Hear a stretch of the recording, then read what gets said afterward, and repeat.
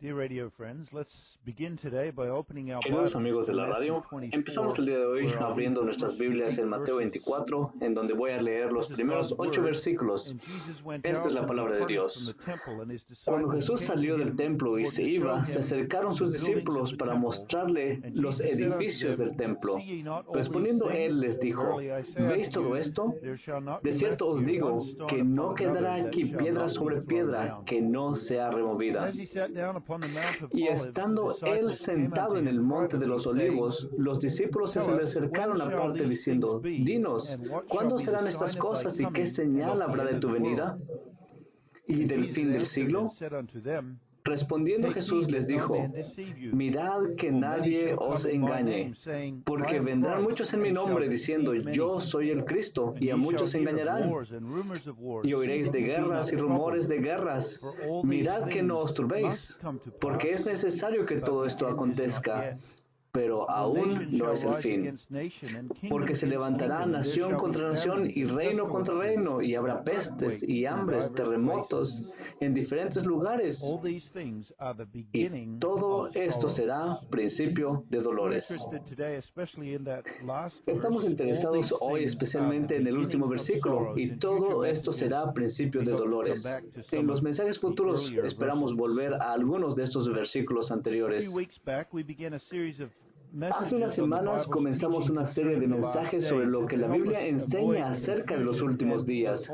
Para ayudar a evitar la confusión y la falsa enseñanza que rodea a este tema, estoy comenzando esta serie con 3 mensajes que establecen las 3 verdades bíblicas principales que debemos tener claramente en nuestras mentes si queremos entender la enseñanza de la Biblia acerca de los últimos días. La primera de estas es que hay solo una futura venida visible de Jesucristo, que será el fin del mundo.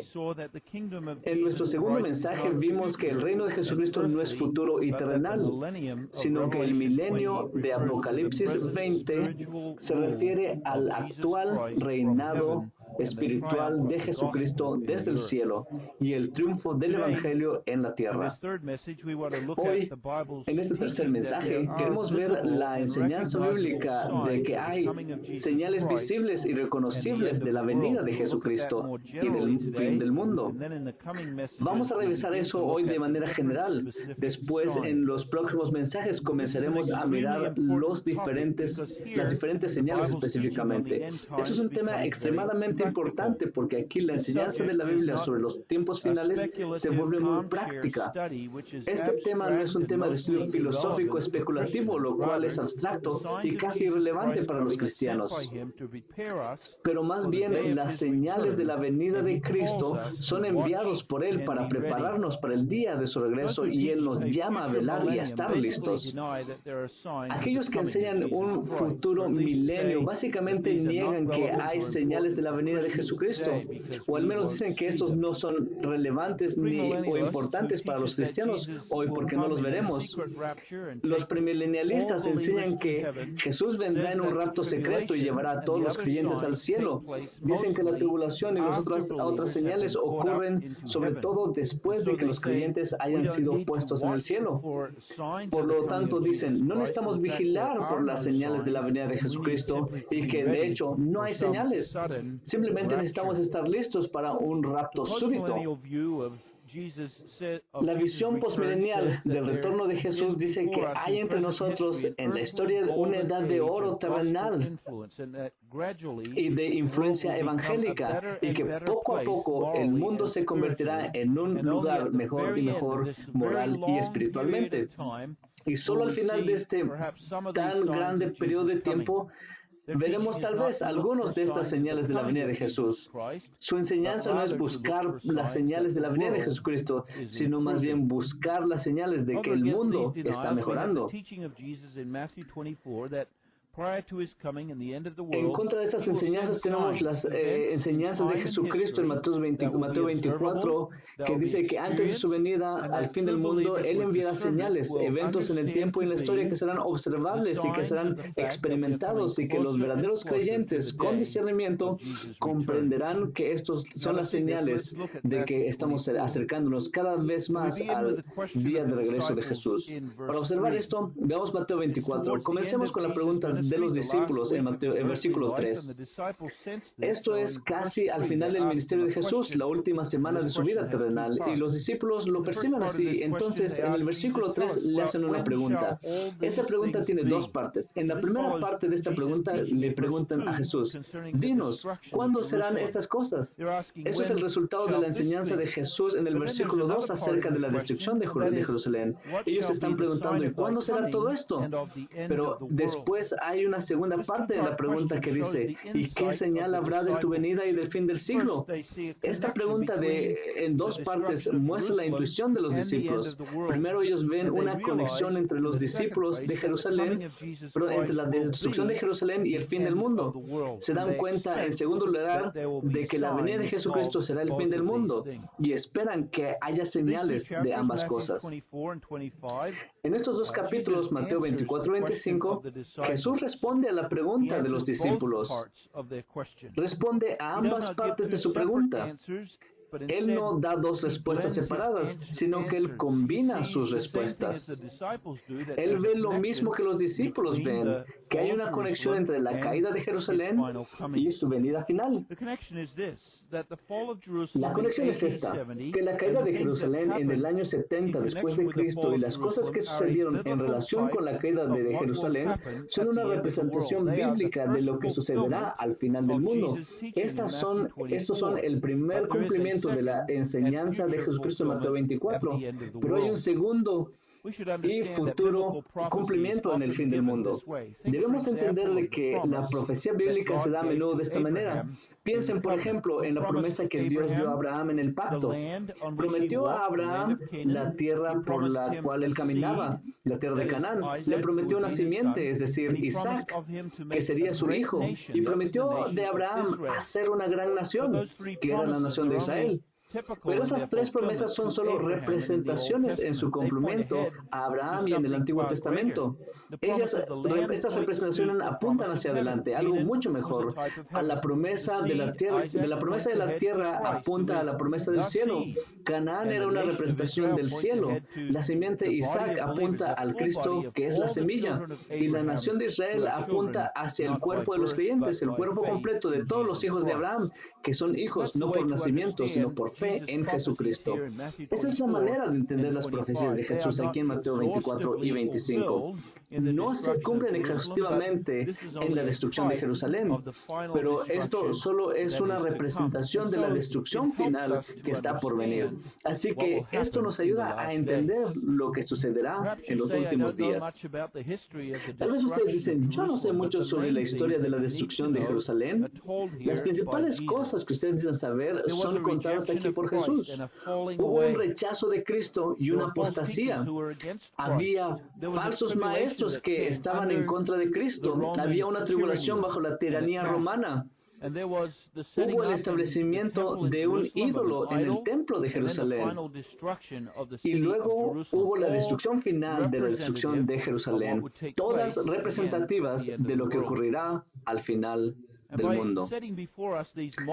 Al presentar ante nosotros estos múltiples cumplimientos de la profecía, Jesús nos está enseñando que cada generación, en la generación actual y en toda la historia, los creyentes deben estar atentos y listos. Él no dice a sus discípulos, bueno, el fin del mundo está a miles de años, así que no necesitan preocuparse por ello, pero ahorita ya son los tiempos finales. El espíritu del anticristo está siempre trabajando y siempre hay falsas enseñanzas y el riesgo de persecución y tantas otras cosas por las cuales ustedes necesitan velar como pueblo de Dios. Antes de hablar del versículo 8, que trata del carácter de estas señales, quiero identificar rápidamente estas señales para que comprendan a dónde vamos con esta serie de mensajes. En los próximos mensajes veremos algunas de estas señales de manera más específica. Podemos categorizar las señales de la venida de Jesucristo en tres grupos principales. Primero están las señales que tienen lugar en la creación, en la naturaleza, las catástrofes naturales. Jesús los menciona aquí en el versículo 7, hambres y pestilencias y terremotos.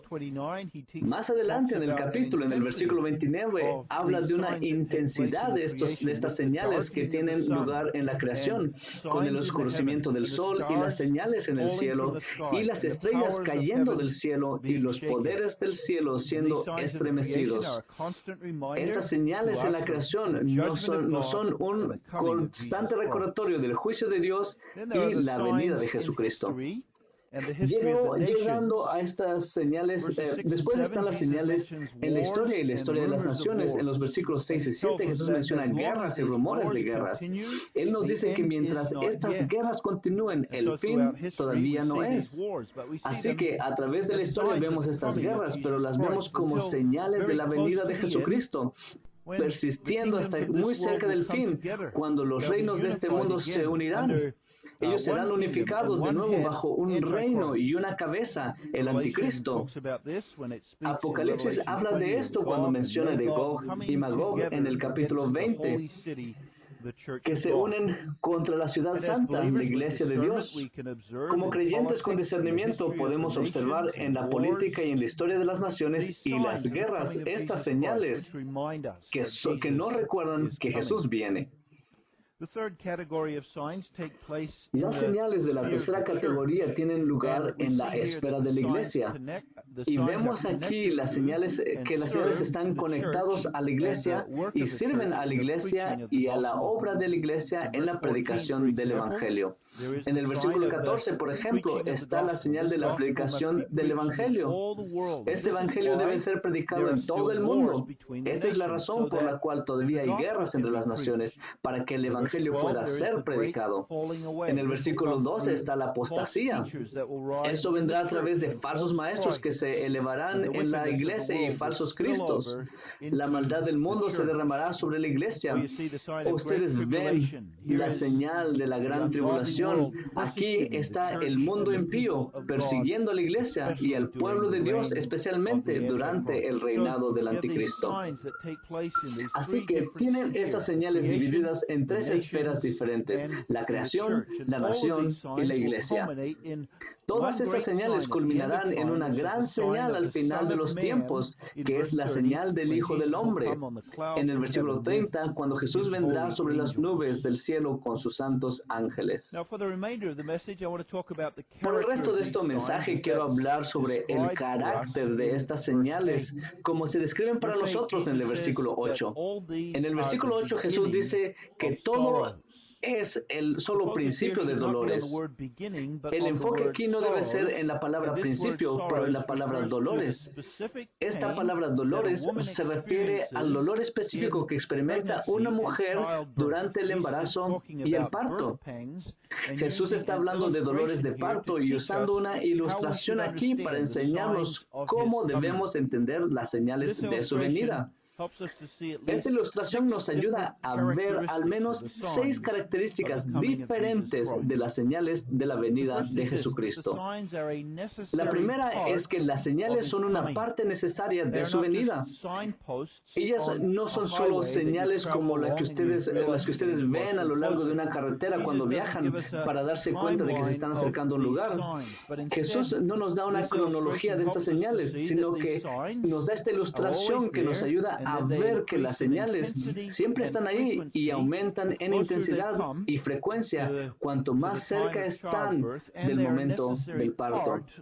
Y son necesarios para el nacimiento del niño. Es, por ejemplo, como el sonido de un tren acercándose. Oyen el silbato y los motores de lejos.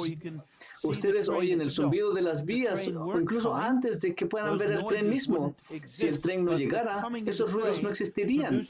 Pero la venida del tren produce las señales de su venida, similar a la venida de una tormenta. Hay nubes oscuras, hay viento y lluvia y granizo y relámpagos y truenos, los cuales son solo una parte de la tormenta, pero nos dicen que la tormenta viene.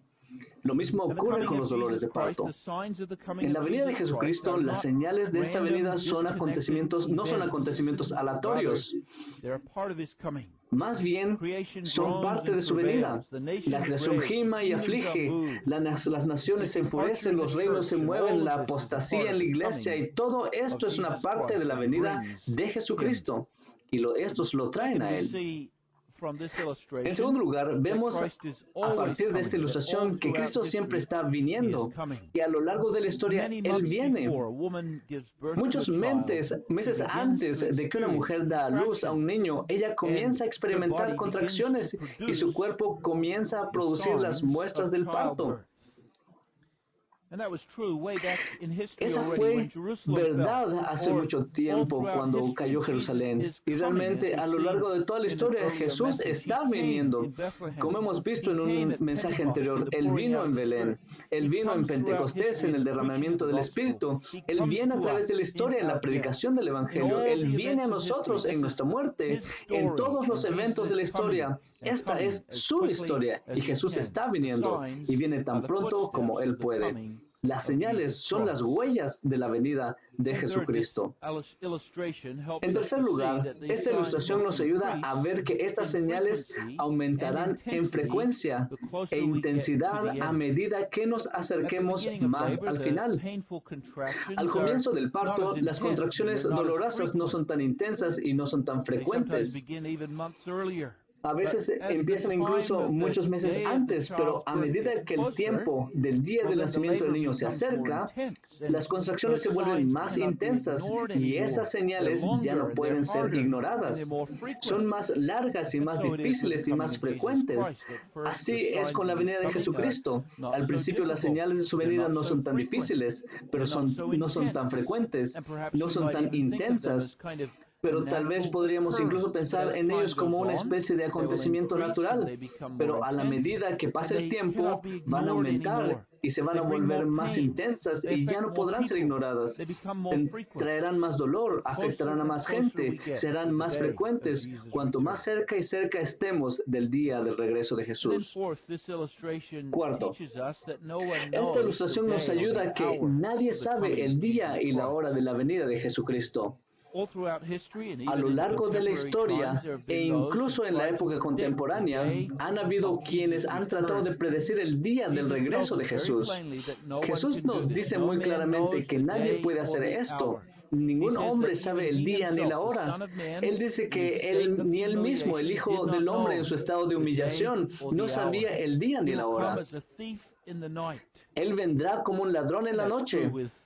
Eso es cierto con respecto a un nacimiento también. Hay dolores de parto, hay contracciones, e incluso con toda la tecnología que hay ahorita, que pueden ver a un niño y medir su tamaño y la longitud y el espaciamiento de las contracciones y la intensidad de ellos, todavía solo pueden aproximarse al tiempo del nacimiento del niño.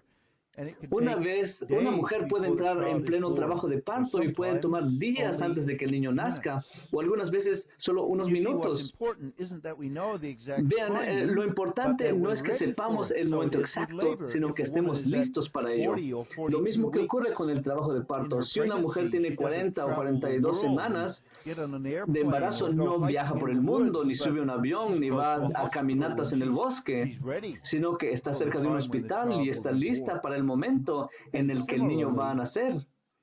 Del mismo modo, no sabemos del día o la hora del regreso de Jesús, pero debemos de vigilar y estar listos. La quinta cosa que nos enseña esta ilustración es que las contracciones de parto son dolorosas. Así también serán las señales de la venida de Jesucristo. ¿Qué madre disfruta los dolores de parto y el dar a luz? Ninguna. Y es con la venida de Jesucristo. Trae muchas aflicciones y heridas y dolor para el pueblo de Dios también. Eso es incluso cierto hoy en día. Piensan en la pérdida masiva de vidas humanas que viene como resultado de un desastre natural.